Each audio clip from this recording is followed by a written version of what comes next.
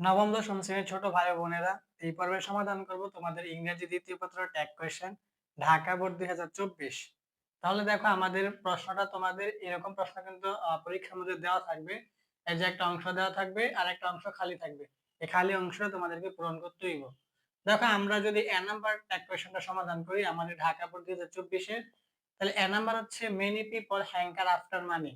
তাইলে মেনি মানে অনেক, পিপল মানে মানুষ, হ্যাঙ্কার আফটার মানে হচ্ছে দৌড়ায়, মানি মানে টাকা।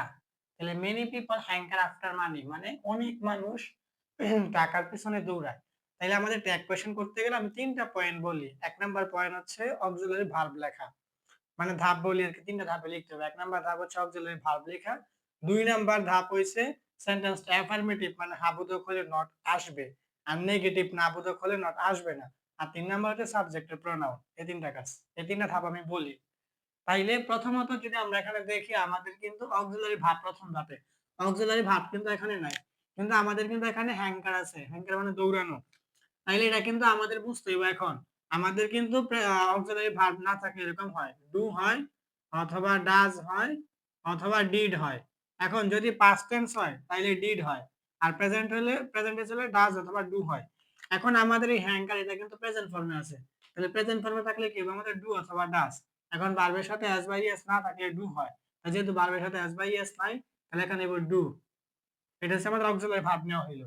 তারপর হচ্ছে আমাদের সেন্টেন্সটা অ্যাফার্মেটিভ, কারণ এখানে কিন্তু আমরা নেগেটিভ কিছু দেখতেছি না, অ্যাফার্মেটিভ। তাহলে অ্যাফার্মেটিভ হলে অবশ্যই নট যুক্ত হইব, তাই যে আমাদের নট এইভাবে লিখতে হইব। ঠিক আছে, একটা এন দিয়া পর উপরে একটা অ্যাপোস্ট্রফি কমা দিয়া টি দিয়া এটা অক্সিলারি ভার্বের সাথে একসাথে লিখতে হইব, ডোন্ট, ডু নট বা ডোন্ট। আর এখন এই জায়গায় আমাদের সাবজেক্ট হচ্ছে মেনি পিপল। মেনি পিপল মানে কি অনেক মানুষ, তাই এটাকে সিঙ্গুলার না প্লুরাল? সিঙ্গুলার মানে একটা, আর প্লুরাল মানে একের অধিক। এখন মেনি পিপল মানে হচ্ছে অনেক মানুষ, তো অনেক মানুষ তো একটা না, একের অধিক, এটা কি প্লুরাল? তাহলে প্লুরালের কি হইব, দে হইব। তাহলে হইব টি এস ই ওয়াই, দে। এটা হইব ডোন্ট দে। ঠিক আছে, এক নাম্বারটা।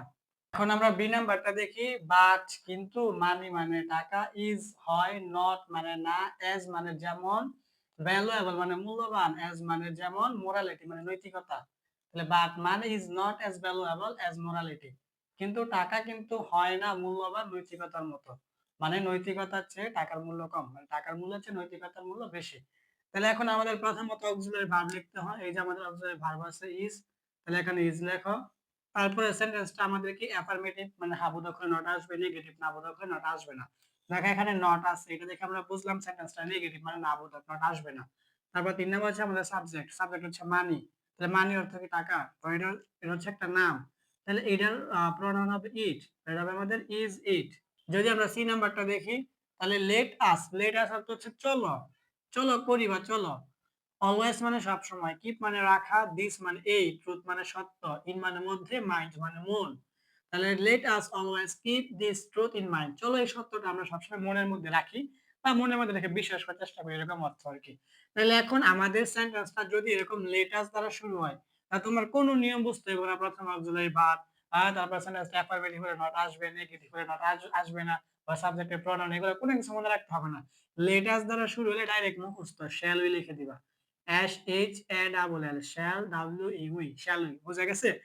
যদি সেন্টেন্সটা লেটাস দ্বারা শুরু হয় তাহলে ডাইরেক্ট শ্যাল উই, কোনো নিয়ম নাই, ডাইরেক্ট শ্যাল উই।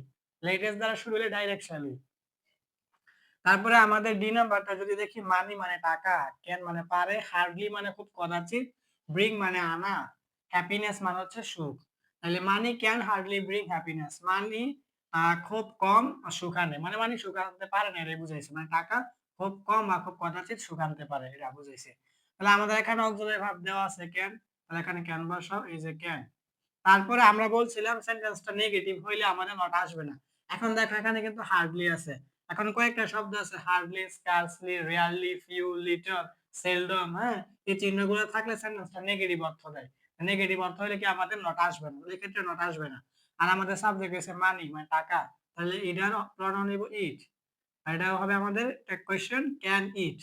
তারপরে যদি আমরা ই নাম্বারটার দিকে তাকাই, সো মানে তাই বা সুতরাং, উই আমরা, শুড মানে উচিত, নেভার মানে কখনোই না, হ্যাভ মানে থাকা, গ্রিডি মানে হচ্ছে লুবি, ফর মানে জন্য, মানি মানে টাকা। তাহলে so we should never have greedy for money, তাই আমাদের উচিত কখনোই যেন টাকার প্রতি লুবি না হওয়া, এরকম অর্থ। তাহলে এখন আমাদের এই জায়গায় অক্সিলারি ভার্ব শুড দেওয়া আছে, তাহলে শুড লেখো। এই যে শুড, শুড লেখার পরে আর এখানে দেখো আমাদের নেগেটিভ ওয়ার্ড কিন্তু আছে নেভার। এই নেভার কিন্তু নেগেটিভ ওয়ার্ড। প্রথমত আমরা অক্সিলারি ভার্ব শুড লিখলাম, ঠিক আছে। আর ২ নাম্বার কাজে কি আমাদের নেগেটিভ ওয়ার্ড থাকলে মানে সেন্টেন্সটা নেগেটিভ হলে নট আসবে না, পজিটিভ মানে অ্যাফার্মেটিভ মানে হাবোধক হলে নট আসবে। তাহলে এই নেভার দেখে কিন্তু আমরা বুঝলাম এটা নেগেটিভ সেন্টেন্স মানে না বোধক, তাহলে নট আসবে না। তারপরে আমাদের কিন্তু সাবজেক্টের প্রোনাউন, সাবজেক্ট হচ্ছে আমাদের উই। তাহলে এখানে প্রোনাউন ফর্ম উই দিব, দিব শুড উই। তাইলে প্রথম রয়েছে আমাদের ডোন্ট দে, পরেরটা হচ্ছে আমাদের ইজন্ট ইট, পরেরটা শ্যাল উই, পরেরটা ক্যান ইট, পরেরটা হচ্ছে আমাদের শুড উই,